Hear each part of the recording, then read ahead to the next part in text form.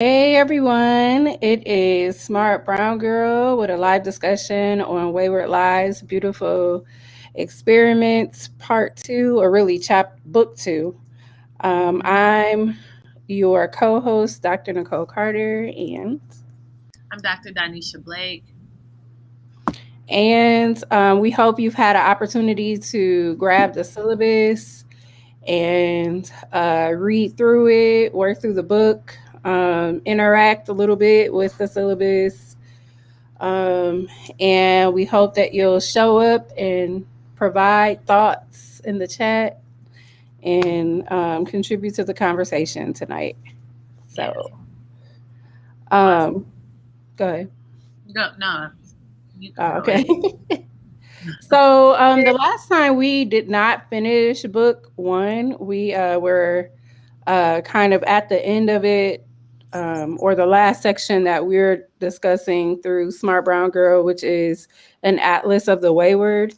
And so we want to start going through that and then continue with book two because book two is shorter than um, the Atlas of the Wayward is actually longer than book Yeah, two it's an altogether. eternity. Yeah. Come So, um, so an Atlas of the Wayward follows 28-year-old Harvard PhD W.B. Dubois, who is hired by concerned citizens, quotation marks, concerned citizens who were alarmed by the political corruption and crime in their city and held the growing population of Black migrants responsible. So that's actually a quote from page 88. So in this section, we experience various things, but we also see the relationship that develops between Dubois and Nina, his new wife, after moving to the Seventh Ward in Philadelphia. And so there's a lot going on, a lot of conversation about Black social conditions and research into the lives of Black folks. So, um, the first question related to that, and I also want to shout out Dr. Blake here, who wrote the syllabus. So, there's some really good questions. So, the first question in the section asks, what role does shame play in shaping Dubois' research, design, and analysis of the Black people, particularly Black women in the Seventh Ward? Yeah.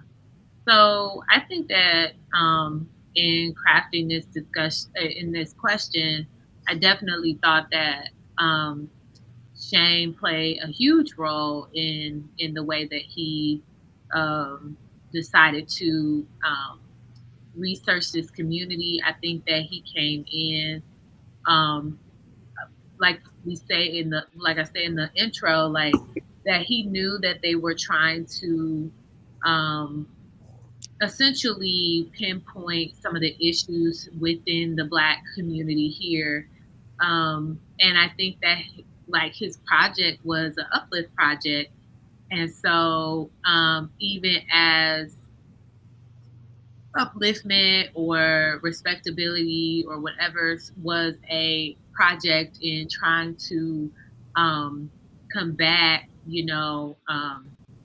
racism and all kinds of exploitation. I think that it is also rooted in a shame of like, Blackness and this community. And so I definitely think that his work, what even though he accepted it, even though he might have felt like he was in on it, I think he wanted to do something good, but I think his work definitely is rooted in kind of pointing out some shameful aspects of this community. Yeah, I would agree. I think so. I think it's interesting that we're discussing this as two people who have had to do some form of research in Mm-hmm. order to kind of navigate the spaces that we're in.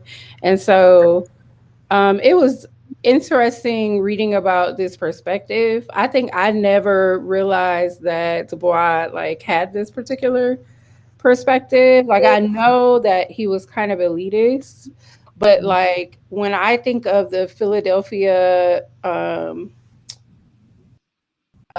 what is it called? Is it the Philadelphia Project? I think that's what it's called. I'm not sure, but it's actually a research project that was published by him, and he is considered the first Black sociologist. Mm-hmm. So, but when I thought about it as something that was counter to things that we read. Well, not that we often mention now, like the Moynihan Report, but Yeah. in reading this, even though it's a work of fiction, kind of like semi, like meta Mm-hmm.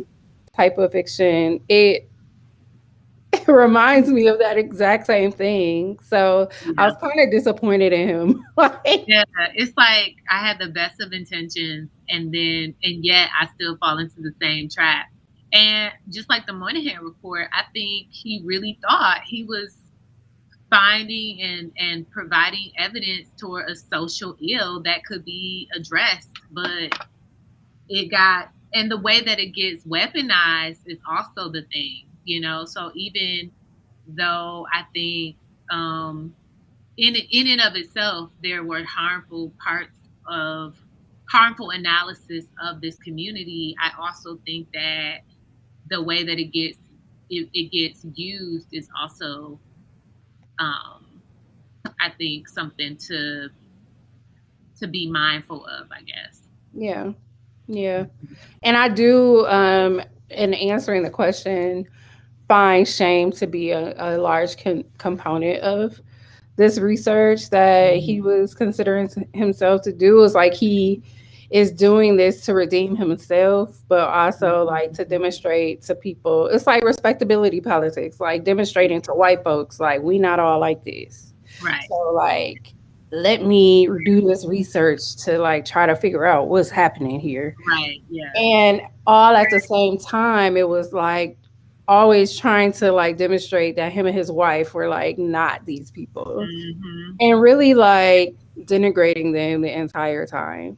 Yeah. And so that's that whole elitist like mentality. Right. And it's very interesting because this could have been him. Like Hmm. he could have been living like the person like in a one of the men that he's describing, right? Like he could Right. have easily been those folks. So Yeah. Yeah. It's kind of interesting because I feel like it's a lot of, I guess, survivors guilt, maybe, or people experience that, or maybe they don't realize it, that, you know there's, I think, as we I think that we try to believe, and we want to really believe in this notion that we earned things, and I think we have to still be mindful that there are certain circumstances that makes our relationship to power or wealth or whatever, tenuous, you yeah, know so, I'm always aware that, you know I have a lot of privilege being highly educated, and yet, I still have a proximity to working class and, roots that makes it so that one thing could take me not even back, because I don't even really feel like I'm out, but but it definitely makes my relationship precarious. So, yeah, hmm. yeah. Um, so the next question asks, in what ways do the clothing, style, and dress of Black girls and women illustrate their experimentations with freedom? What role has or can dress play in shaping Hmm. your definition of freedom? Yeah, yeah. I this starts off with a scene with two young women walking hand in hand, uh, and they were basically window shopping. And I was thinking about the way that it says, her eyes filled with longing. One of the women extended her arm, pointing toward a pair of men's shoes. Do you see those shoes? Which one? Assortment of men's shoes, conservative black wingtips. I'm reading from page 80, 81. High boots with silver eyelets, highly polished boots with complicated hooks, plain humble shoes, and heavy work boots. The shoes caught their eyes were for the men who dared to exceed understatement, cared nothing about respectability, and delighted in turning every head as he strode down the block. And so, like, even for me, like someone who formally studied dress, I really think about the way that clothing helps to I mean, it's a part of a performance of self, um and a way of self-making, right? And so like them kind of looking at like who would wear this type of shoe, and like what were some of the ways that people were using dress to um you know uh to resist certain notions of who they were. And so I think that paragraph kind of illustrates one way that at least these women were imagining, the men who would wear these um, to look well and be well, and to combat things around, combat respectability.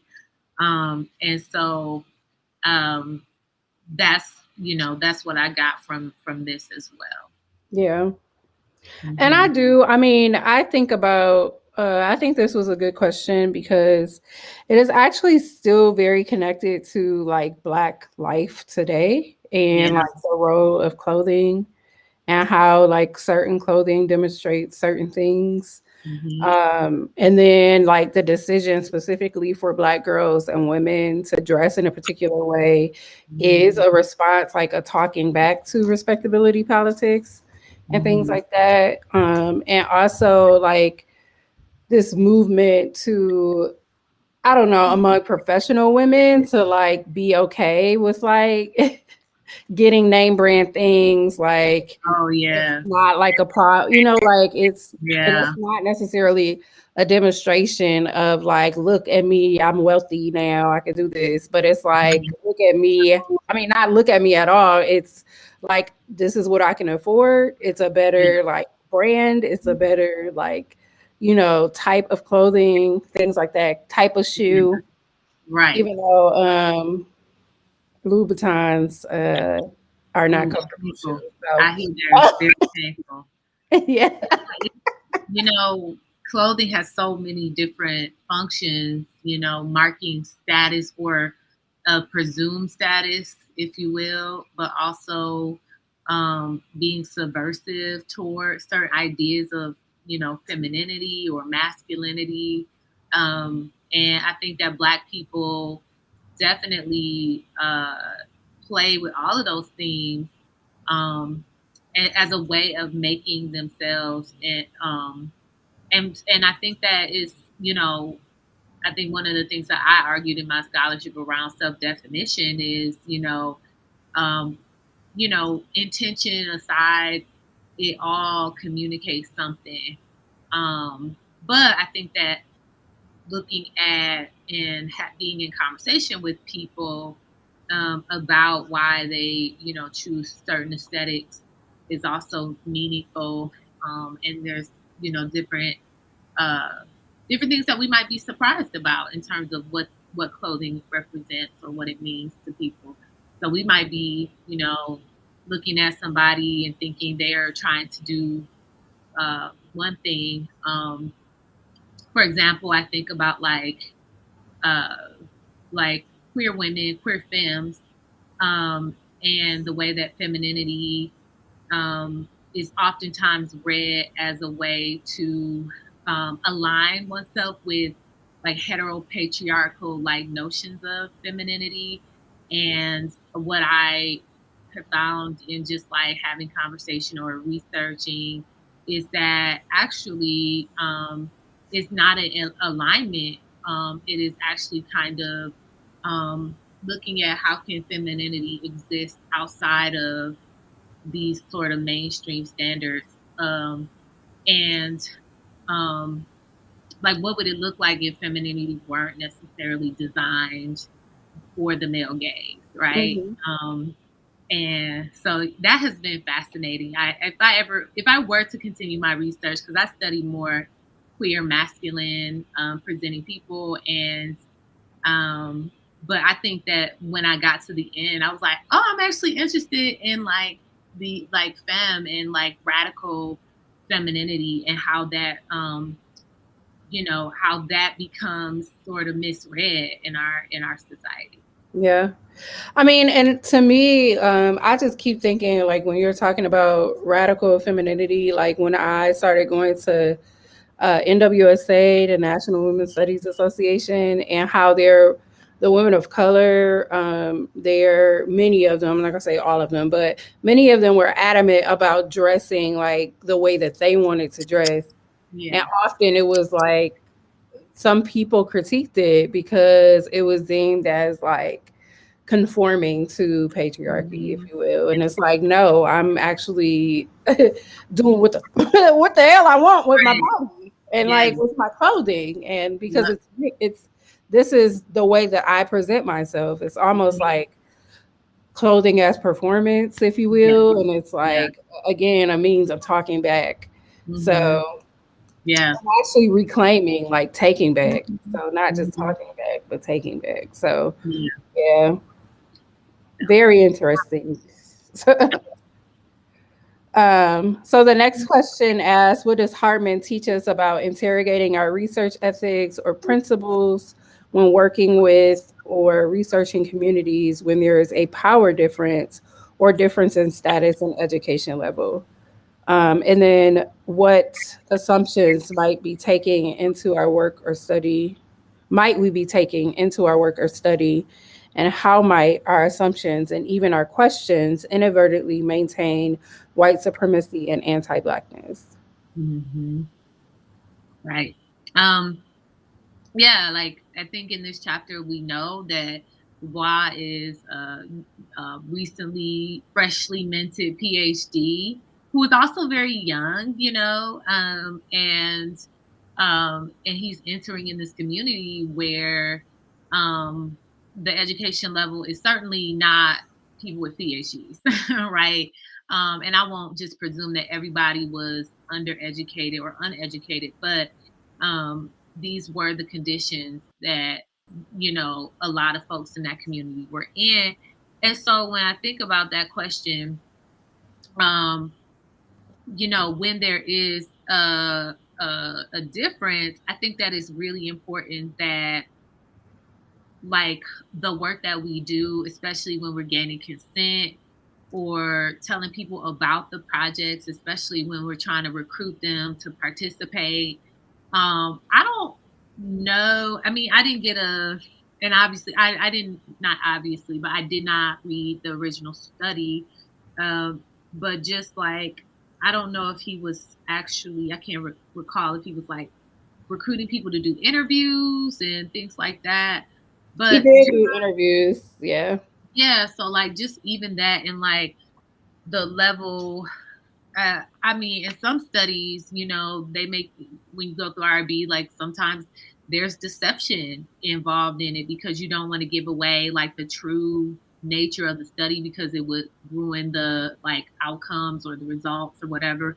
But I think that we have a responsibility um, to be clear on what we're doing or what we're trying, what our focus is, and to not use language. I mean, I think about all these things like the language that we use. Like, can you imagine like a consent form being written in the language that you use and not in something that's like like readable for that community, and like they just sign it and not quite sure what it is. And so there's just so many things that I think um like we want to be like it demonstrates to me being mindful of, and also not assuming that just because somebody is of a different status in terms of education or even class, that they are dumb, like, or they don't know better.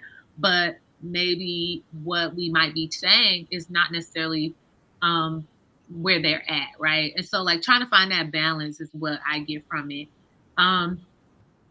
And like, if we come in with assumptions that this community is deviant in some way, do we, if we need to come to that conclusion, or if we're being forced to, because I mean, it seems like he already knew that he had to come to this conclusion of marking deviance, but so his questions are fundamentally anti-black, or so I think that when we come in with this idea of what we are going to expect, as opposed to being surprised or allowing ourselves to let the data stand, I think that we end up doing the community a disservice. Yeah. I mean, and I going back to what you were saying, I was just doing a little research here. So Mm-hmm. like his study was published in 1899, Mm-hmm. and consent, Yeah. concepts related to consent, did not become required until 1974 after the Tuskegee syphilis, like that, the experiments that happened there. So like ideas of consent were questionable. Right. um Even like how you interview people, like questionable.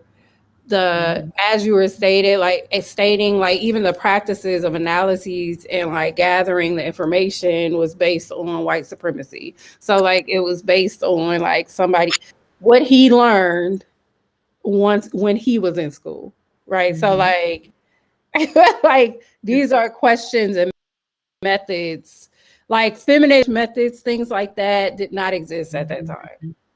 So Right. Yeah, and when we think about like trying to grow a field, a lot of the times it's about proving other research or proving other studies as opposed to critiquing them. And so if you're trying to be conversant with a cadre of scholars who are already having these discussions about Black life in ghettos or whatever, then a lot of times we come in with these assumptions, um, and that can be harmful to that community. That yeah. is harmful, not can be. But of course, I'm glad that you brought in that context, because it is important to recognize what happened then and know how do we learn from those things when there's this absence of, like you said, feminist theories of sort of ethics around care. um and consent was just like, I mean, what's that? Like, people were owned by people, so like not so long ago after that, at that point. So Yeah. mm-hmm. Yeah, and I don't know. Yeah, so I'm, again, very interesting question, because like the things that we think about when in doing research now were not thought about whatsoever. Yeah. Um, and they do have long term effects. In fact, ideas about the respectable woman and what that looks like, and even single motherhood, and single mothers, like having a household on their own. Those are Mm-hmm. concepts that came up and were like kind of constructed to be these negative, problematic things when he was doing this study, and then later in the 60s when Moynihan was doing his study. So it continues, and these are the same ideas that people have. Mm-hmm. So Oh, then they they impact policy and law, like they yes. shape our lives today. Like you Yeah. can't, like for example, things like receiving assistance, state-based assistance, like you can only work a certain number of hours, certain people can't Right. be in the household, like, so it's like, are Mm-hmm. you upholding this idea, or are you like, I don't know, like this. But a lot of these things are, Mm-hmm. even like calculation of poverty is still based on a calculation from the 70s. So Mm-hmm. Yeah. It's yeah. yeah. Yeah. I think that's what, when we bring it back to the question, because people might be watching and going like, well, if I'm not a researcher, like, why does this matter? And I think it matters because it does impact how we live our daily lives, the types of policies, the practices, especially when we interact with the state in so many ways. So it matters that the folks who are informing policy are not doing so in ways that continue to allow for these different policies and practices to be harmful to our communities. Yeah. And it's very interesting too. I was just thinking about like having conversations with a friend who works for what is it like? Was it Job and Family Services or something like that?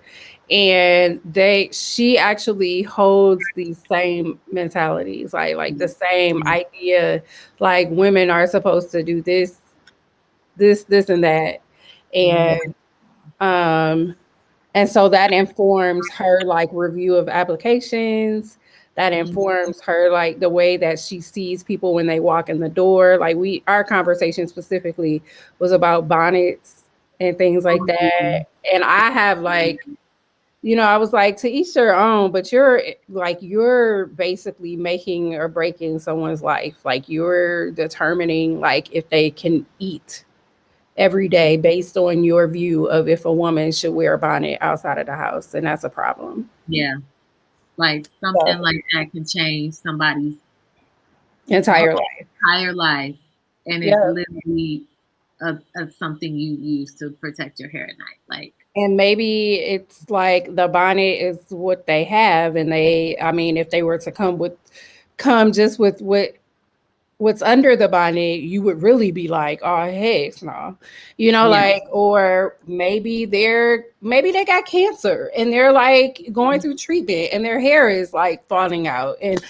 like there's so many different scenarios, but the most important one is that it's her body and she could wear what she wants. Like at the end of the day, she is coming to you for help, not for judgment. And so like, and that's one person. And I know her, like, she's better in some ways than a lot of people. So, like, if she thinks that way, yeah. And that kind of interaction is so arbitrary, like, because you just don't know, like, when there is that kind of judgment that people individually can project onto other people. Like, you don't know who's like at what point does this become a barrier, at what point is not. Like it's just, and that is what we're talking about when it's like your relationship to the state is tenuous. It's like, I don't know what's gonna happen today. It could be my nose ring, it could be like you just don't know. And that's if that has to be how my life chances are determined, we gotta do something different, And I didn't even think about the nose ring because I have a nose ring. I have 22 tattoos. Like, so if I were ever in a situation where I had to go into that space, I would be judged for those things. Yeah. Because let's be real, like a white person having a nose ring and tattoos means something different than a black person having those things. So exactly. Yeah. And sometimes, I get caught up because I'm like, should I take my nose ring out? No. Interaction? I'm like, nah. I'm always like, nah, it's cool. Because I'm like, if that's something that's going to deter you from thinking that I'm a competent individual, we going to have some issues anyway. So we might as well cut this off. But for some people, that's not even a possibility, right? Like, and it's just so weird because it's like, okay, like, even I wonder like with certain things, I'm like, how is this connected to like you having an ability to do a particular job, like your hair color, like what is that? Your tattoo, is it, is your skin gonna fall off? Is that the reason? No, it's really about the outward appearance of the company, like their assumptions of how like their customers are going to view the people working with them. And and customer is a term, a relative term. So that can be a student, that can be You know, Yes. I used to work at Starbucks. When I worked at Starbucks, like hair color, actually it was written in the manual, I believe, like certain races could only wear because it was like not seen as natural. Like a particular hair color, right? Like red hair or Yeah. orange. And it's Wow. like, I don't know what you've seen or not, but we come in all colors. And Exactly. my hair You does too. have not So, crossed black people with red hair and all blonde hair and all kinds of stuff. So you're just making, these blanketed statements with no research and no yeah. clue, really, no clue. But, yeah, we can, I mean, that to me, like, I want to do a whole thing because I remember when I first started working at my job, people were like, students actually said, like, oh, they let you wear your nose ring. And I'm like, let me. I was like, I didn't see a policy that said I couldn't. So yeah, I mean, if they let me, but it was this idea that somehow my job had this like authority over like my appearance, and I remember that being really odd for students. But nowadays, students don't really, maybe because I have a mask on most of the time, they don't really notice it. But I was really struck that they were surprised that somebody who was professional, and when I asked them, they were like, "No, I just, it's nothing I feel wrong. I just know that like." Based on what I've been taught about, professional jobs, those things aren't allowed. And it's true, but it doesn't apply to me, you Yeah. know? And I've been adamant about doing things on purpose, like hmm because if you recognize like that I am a valued valued employee, or even like regardless a person in an organization, hmm nose ring just accentuates that value. The Yeah. tattoos as well, like so I'm like not, you either I'm not, go certainly take not me, boring to look right? at.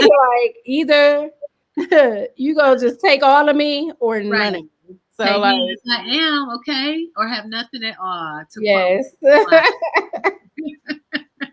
Yes. So yeah. All right. So the last question, also related to research, speaks of hmm objectivity.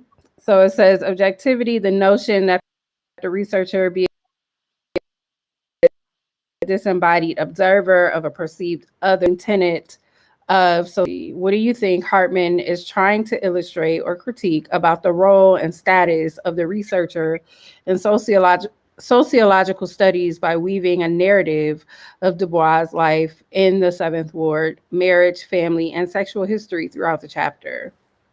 Yeah. So I can answer like I'll start. hmm The whole idea of objectivity is like a farce. So like it hmm does not exist. Every study that exists is done because somebody has some reasoning to do that study. Somebody has some interest in it. If you have interest in it, then it is not objective. Right. So even scientific quantitative studies, when somebody does a quantitative study, they're doing it because they have an interest in it and they Yeah. have some thoughts about it. Right. Right. So like and I think it's important. And so I'm saying all this because I also teach sociology, and specifically I teach the sociology of race and ethnicity. hmm So it's Okay. interesting. And the sociology of marriage and family. I teach that as well. So Mhm.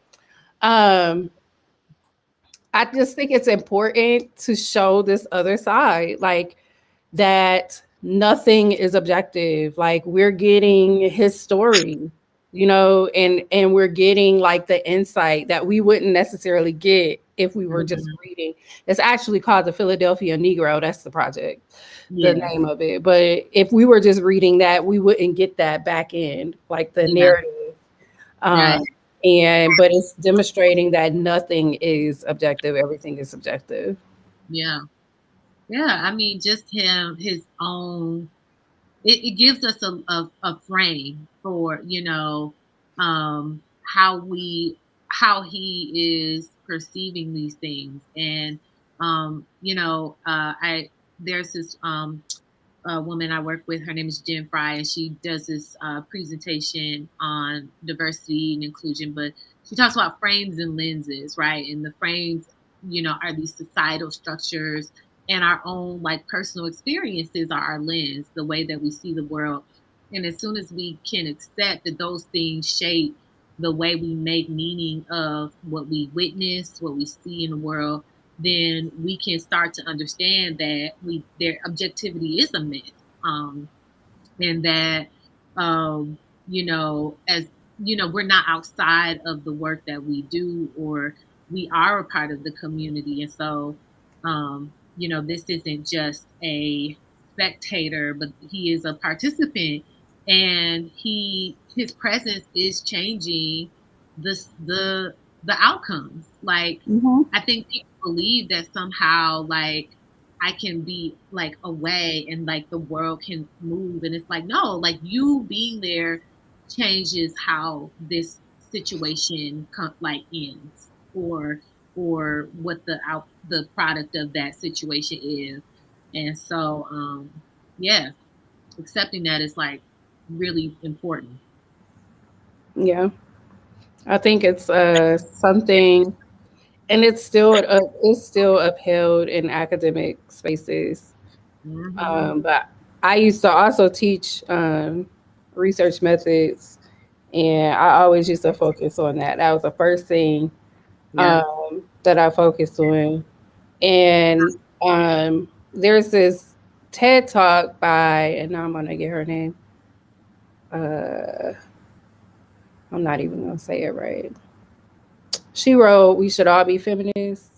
Oh, Chimamanda Adichie, Yeah, and it's The Danger of a Single Story. yes, the danger of a single story. And so I opened the class with that when I used to teach that. So Yeah. it's been a while though, but when I used to teach, I used to open with that because it's like it not only pertains to the research itself and the perspectives coming out of the research, but it also pertains to the researcher. So Mhm. like Yeah. recognizing that we all have, so like I would call it positionality, like Yeah. positionality associated with like why we're doing this work, who we are in relationship to the work. Yeah. So And naming that is important. Like, whether you are a part of the community, whether you're somewhat in it, whether you're completely not, like naming that is so important, because then it it shapes how we read and understand your analysis. It doesn't make it more wrong, more right, but it does provide us with some insight to where you're coming from when you come to a conclusion. And then I get to decide, as somebody who's consuming your research, how I want to make meaning of it. So yeah. I think giving people that freedom, if you will, or agency to make that determination is critical, instead of pretending like we have to accept your work because you did it, and it's Hmm. it's objective and free of bias. Like, okay. So Um, so that was the last question for this section.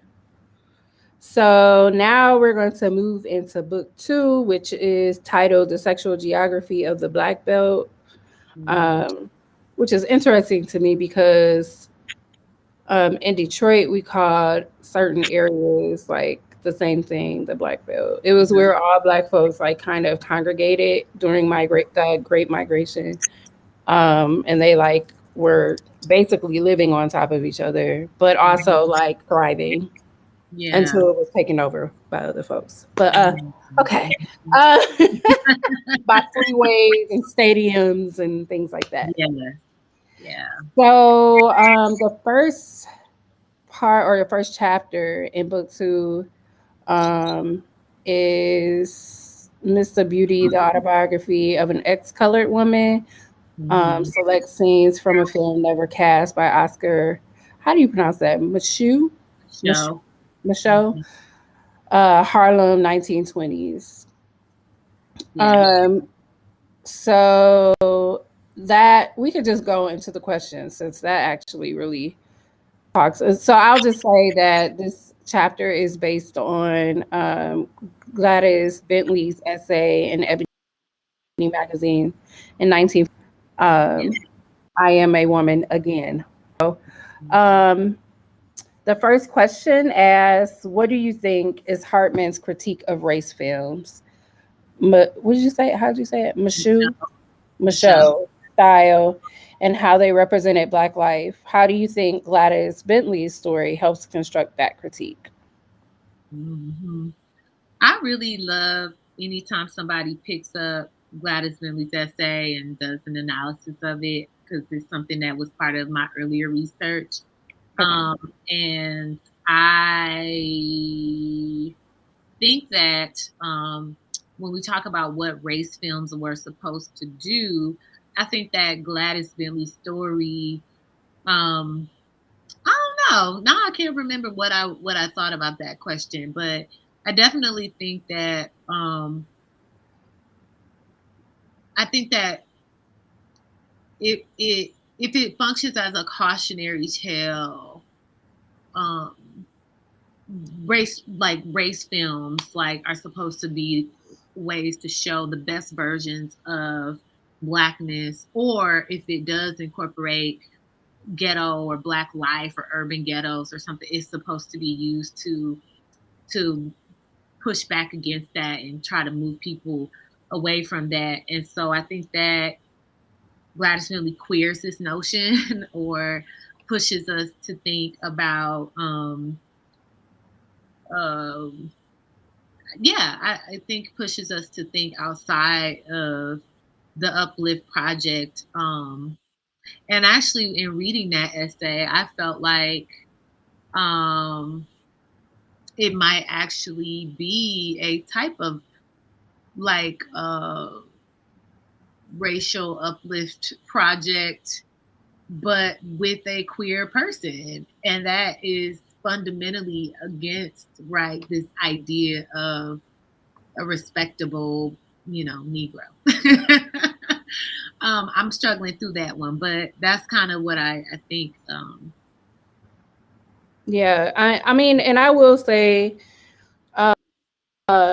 in looking up Gladys Bentley, I think one of the and I'm also thinking of other writers during like the Harlem Renaissance, things like that, who were also queer, and even moving past that to like the 70s, 60s and 70s, thinking of um no, I can't think. Oh, James Baldwin, like um and other, other writers and artists and things like that, and their racial uplift narratives were welcome, but mostly because their queerness was not part of the story. And Yeah, so I think that's a vast difference between Gladys Bentley and those other writers, is that right. Gladys was very adamant about queerness being Mhm. normalized, like being Yeah, part of that story yeah, and being seen, yeah. like photographed, not just written. Hey, So, very spectacular and very yeah. much unapologetic. And even in the essay itself, like the whole beginning of the essay, and you can go and like find this in Ebony's archives if you just Google, but like it's spent just kind of like going on about like this extravagant lifestyle and very like boisterous. And, it's very much a, like it almost is it's unreliable in that we're supposed to believe that Gladys is proclaiming womanhood again after having been in these queer relationships, wearing men's wear, all of this kind of stuff. And yet I still walk away being like, like this was so much about, and if you think about the context of when this was happening, this was during like the Red Scare, um, when Senator McCarthy was doing all these like interviews or like interrogations of anybody who was associated with like communism and so that included a lot of activists, a lot of artists, a lot of musicians in that time front period who were queer and otherwise. And so it was, I think that when we look at it within that context, it was definitely a way to protect, like definitely a way to get out of, being associated with something that could potentially be harm to potentially um, uh, implicate her in, or I think Saidiya Hartman uses he in this sort of moment. And so it does that kind of work. And yet I'm like, oh, these were some good times. This whole first page. So it's a great read if you can find it. Yeah, it's on. All you have to do is Google um, Gladys Bentley and Ebony. Mm-hmm. So, and it comes right up, or just the title of the piece, which Yeah. is um, "I Am a Woman Again." Mm-hmm. So, and it has all the pictures and everything. So, Yeah. Good very time. interesting, and letters to the editor in response to it. So Yeah. that's also interesting. But yeah. Mm-hmm. So the next question says Hartman describes Bentley as a quote, an exemplary architecture of Black possibility. That's from page 199. What is made possible when we center queer Black life and sociality in our tellings of Black history? Mm-hmm. Yeah, for me, we get a broader and more nuanced perspective or narrative. We say blackness is not a monolith, and I think that this allows us to really double down on that and really be, it strengthens this notion. Um, and it allows us to, I mean, I just the other day saw somebody post pictures of like queer couples in the 19 like the not all the way into from the 19th century all the way up into the like 50s or whatever, um and it was just so cool to watch that and to be like, yes, your ancestors were gay. Mhm. And like they did important work, like the whole idea that like Bayard Rustin was really someone moving along the civil rights movement but did not get the recognition. And how much more do we know when we start from that perspective of thinking about like what was his contribution to the movement, what kinds of things did he move and put forward, um and that gives us a fuller picture of this movement. And so that's what I think when we do that, we get a chance to see so much more of our history, and we get to better understand ourselves, right? Like Yeah. we are not people who just, because we often say, oh, Black people are homophobic or all these things, and it's like, but Black folks are also queer. And so like there's these different there is so much nuance, there is so much, that is a part of our history, and I think we need to just be able to sit and exist with all of that. Yeah. I mean, and to me, it's a shame that we don't know more. Mm-hmm. I mean, I think we're coming to learn more because people are willing to listen and to read more. Still not to the level in which they should, but like a recognition to me, like I remember watching this it was like a fictional piece on Harlem Renaissance, Mm-hmm. but like how all of them look, not all of them, a whole like a group of, and I'm trying to think of, I know it was Langston Hughes, Duke Yeah. Ellington, Mm-hmm. Was it Claude McKay? Claude McKay. Mm-hmm. um it was like six. There were women as well, and Yeah. like they were all part of this queer community.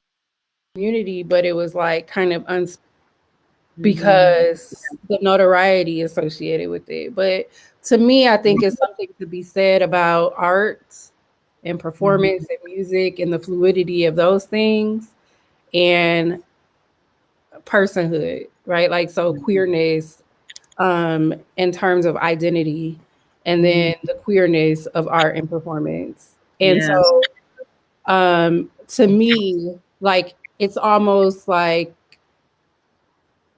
I don't know, it's just like a natural thing to, like, for someone within these areas, like doing this work, writers, all of these things, because like those things are fluid. It's like Mm-hmm. these, when you're creative, it's like there are limitless possibilities. And so, Yeah. like, in Yeah. terms of identity, it also has to be true. Yeah. Yeah. Like, And I think that we get to, see that like some of the stuff that we consider new or, oh, y'all just coming out with all this. And it's like, no, this is no, something that has existed for a very, very long time. And how much can we learn from that? Like, you know, can if we can believe that alternate or alternative or whatever relationships existed, or practices existed, then we're not working from like nothing, bare bones. Like, we have blueprints out there, even though they're not here. We have blueprints for the world that we live in now that can tell us so much about how to live in the present and how to maybe think about what the future might look like if we choose to go back into that archive. yeah, So yeah. Archiving futures. We should write about that. It's gonna be called that. You and I, archiving futures. a Nobody sexy take that. title.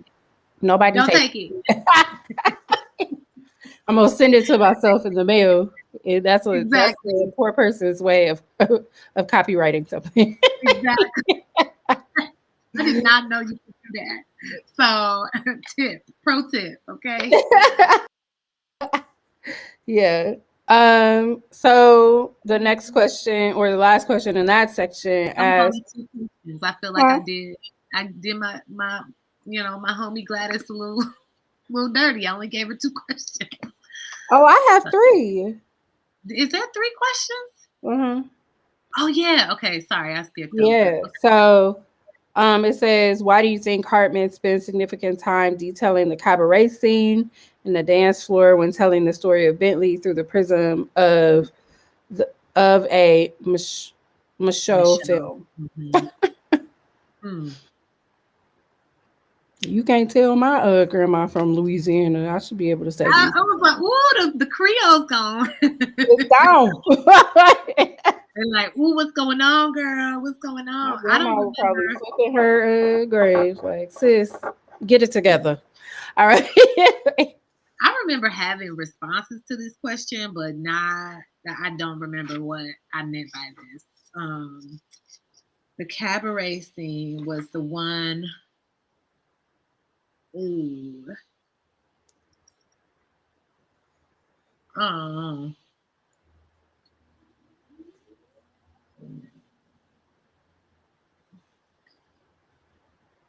um, I don't know. I think. Hmm,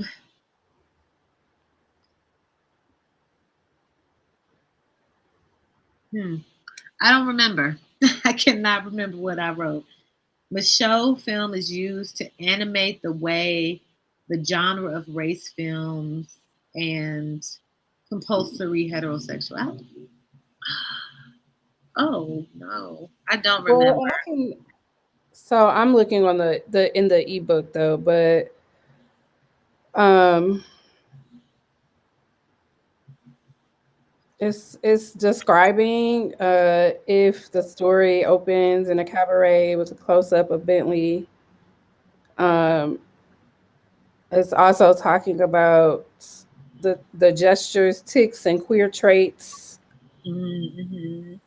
The swagger, the too big body, the too loud voice, the mountain of flesh, the vocal in, intonation, distribution of hair, masculine distribution of weight, brazen flouting of law and custom and civilization, defiance and naked display of pleasure. So I think it's just adding to this idea that like the queering of blackness, like Mhm. these are things that existed. Often in performance, they are like exaggerated on Yeah. purpose. The reality is that these are still all of Bentley and all of other queer folks. So like, these are Did you um did you read I don't know if you were just reading 196. The dance scene is crucial. The movement of bodies, the chorus, as well as the ordinary folks crowding the floor, reveal the other lineages of Black cinema understood broadly as a rendering of Black life in motion in contrast to the arrested and fixed images that produce and document Black life as a problem. And so something you said earlier about like the fluidity that we get to see and like by kind of um I think what's the word pondering over or having this sort of like moment we're able to see that blackness is always movement and it's mhm. not just this sort of static one monolithic way of being, and so by kind of focusing in on that we get to see that embodied, Yeah. And I personified. mean, blackness as monolith is actually blackness as emulating white culture. So, Mhm. um, but when we move beyond that, then it is fluid. Um, Mhm. Performance of manhood. Yeah, that's a good point. Um, that was it. Okay. You want to go to the next? Yeah, yeah, so much good stuff. Okay, great. Okay. Um, yeah, Oh, because it's 8 o'clock. Oh, goodness. yeah. The time went by really quickly. Well, we started 3 minutes late. We got 3 minutes. Yeah, Okay. we'll see what we get through, and then there's always next week. Yes. So this one is entitled Family Albums Aborted Futures. A disillusioned wife becomes an artist, 1897th Avenue. And this follows the story of actor Edna Thomas, who is in a loveless marriage with Lloyd Thomas. Um, who, and speaking of queerness, a man who was aloof and probably also queer. Hmm. She becomes an actor later in life and launches a successful career. Um, so we'll go down.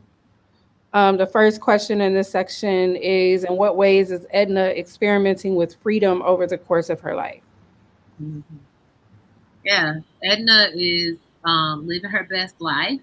Uh, you know, um, you know, in theater, performance, but also in who she chooses to love, and and also like so she's in this relationship with this I think she's a white woman, Olivia Wynham, and but she also chooses this sort of non-monogamous life, right? And so this ability, that's what I mean by like we think that like, oh, things like non-monogamy or polyamory, like we might assume that these things don't exist in our communities or weren't a part of the communities, but um you know people did live this way, and these things are have been left out of our archive, and so we don't get, but imagine if we knew more about how they handled the relationship and how they dealt with jealousy or how they made sense of what they were doing, how that could inform the way that we live our various lives and relationships. So I think that when this notion of experimenting with freedom is really important, given that freedom is very I'm gonna keep saying either like it's precarious. It's not like a solid, stable condition. And so being able to experiment means that you're finding little pockets of freedom, um, you know, within uh, you know, within your life, right? Through these different ways, whether it's who you're loving, who you're you know, in relationship with in non-romantic ways. These are all kinds of ways that I think Black women and girls were trying to find something closer to a free life. Yeah, so I was looking at the part where it describes Edna Mm-hmm. um, as having no father and was nameless. Um, she was mocked, called terrible names. Her Mm-hmm. own family members basically said that she wouldn't amount to anything. Like these different descriptions of her. Um, and when I think about that, sometimes it's like this. When you're positioned to be nobody at all, like what are there more possibilities there than for you to create a self, like create a Right. life that you see fit? Mm-hmm. Because you're already deemed a disgrace, like Right. to these Yeah. people. So, like, create the life you want to live. Do you, boo? Yep. Um, yeah. Someone in the chat said that they love reading about the parties Olivia and Edna went to. Yeah. Turn up. Turnip. A turn up. So 20th century, early 20th century turn up. Yep. I Yeah. sometimes wish I like. I know this is bad because who knows what my life would be like now, but like sometimes I wish I lived during like the Harlem Renaissance and Mm-hmm. were like an artist or performer of that Yeah. time. Yeah. But Just also to get knowing married. what happened to so many of them, like Yeah. the I mean, early oh my God. deaths Yeah. and Somebody died. Yeah. I mean, Dora, I mean, poor. I don't know. So much. yeah. And because they're eccentric, right? Like they're deemed like to be a problem. Like, but Mm-hmm. also deemed to be the like person to provide social commentary through art and writing and Right. different things, but still a problem.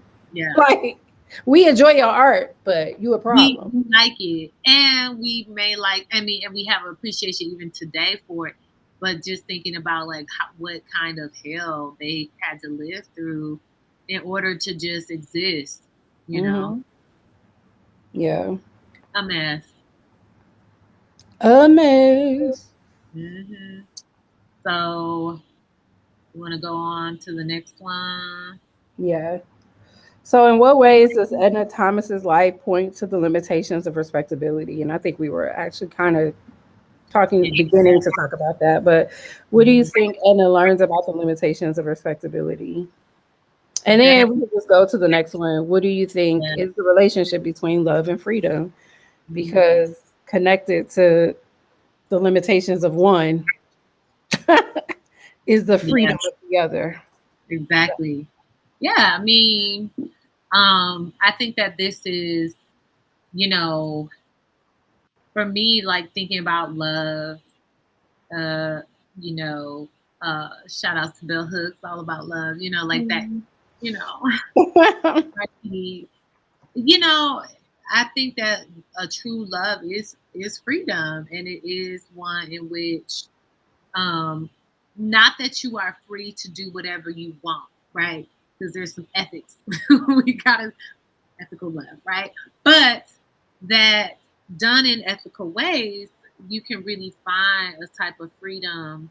And so, with restricting yourself by trying to live, you know, that's not trying to live in the way that we're taught to live in order to be to be valued or to be seen as a citizen, right, isn't always a love, isn't always a way to access freedom. So, I think that we see those limitations when we see like someone is suffering and not, happy, um, and not and I think you can't really love yourself. I mean, I think a practice of freedom is self love, and so loving who you want, ethically, Yeah. and also that other person consents to it. No, it is a practice in freedom. Yeah. I go like so the last page or the last part of this that chapter. Again, I'm on the in the ebook, so I don't know what page it is specifically, but it says it was also unexpected, late love and a successful career, a farmhouse in Connecticut, and European holidays and English castles and French chateaus for a poor girl who had been raised in a three-room apartment on the outskirts of respectability. It was Mhm. astonishing and unbelievable, unless you were a leading lady or a brilliant entertainer or member of the beautiful set. She was one of the lucky ones, the remnants of that ability and genius, whom the accidents of education and opportunity have raised on the tidal waves of chance, a rare bird, a Negro artist. Mhm. Thank you. Page 214 in the book. Yeah. Um, so um, I think that speaks to it. It's just like, this is what happens. These are the possibilities of like rejecting concepts of respectability is that you can become free and create a life that is completely unexpected because respectability aligns with what is expected. Yeah.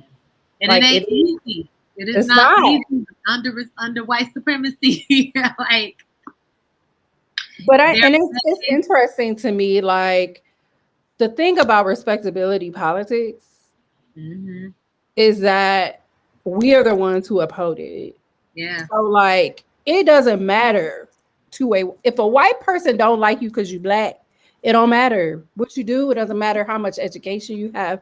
It doesn't matter how much money. It doesn't matter how you speak, what Yeah. you wear, when you Yeah. wear it, where you Yeah. work, where you went to school, what car you drive. It doesn't matter. You still black, blackity black, black, black. Yeah. And the respectability, like, like so Yeah. it's interesting because we are the ones who uphold respectability, like Yeah. concepts of it.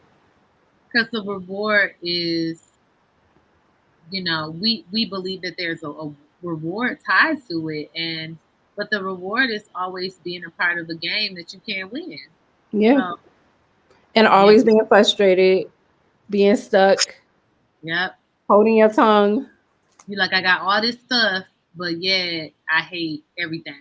And it's having like, having heart disease and high blood pressure and stress and all the yeah, diabetes because you holding all the microaggressions, your responses to microaggressions, you're holding them in and you're internalizing them. like a waist trainer. It's just holding, sucking you in, girl.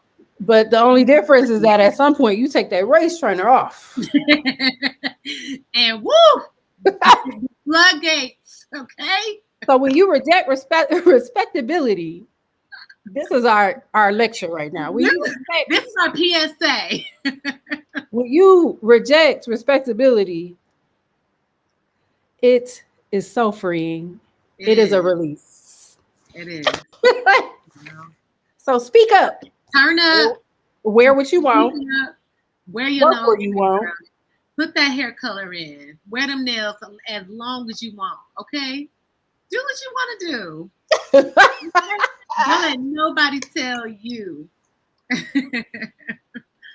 Rejecting all the fillers list in the opening. Yes. Yeah. Because you're not gonna win at this thing called capitalism and white supremacy. Only a few of us do, and then when we see that, we think, oh, that's possible to me, for me, and it's like, girl. Or we think The they're rejecting these things. Like a few of us are winning, and we think that their winning is so beneficial to them, and it's like a lovely place to be in and a space to be in. And then we read about Dubois and the struggles that he's having in his internal life. Ooh, girl, like just that torment, and I'm like, because it has to be a tumultuous life to oppose somebody else's ideas of personhood and not create your own ideas. Because your natural script is y'all on two different pages. You got your script that you naturally have, and then you got to follow somebody. How great! Like that's hard. Mm-hmm. Acting is hard. That's why they call it acting. But do you want to do that your whole life? No. The performance has to come to an end at some point. So the show must end. The curtain must close. Okay. Yep. So. All right. Well, that's the end of our discussion for this week. Mm-hmm. We'll be back next Wednesday. Did we make it to book 3? Yes, we did. Yeah. Oh wow, great. Good that was a short section. Next week is longer, much longer. Yeah. Just like book 1. So yeah, so we might have to break. You're welcome. You're welcome. Thank you for joining us. All right. All right. Have a good night.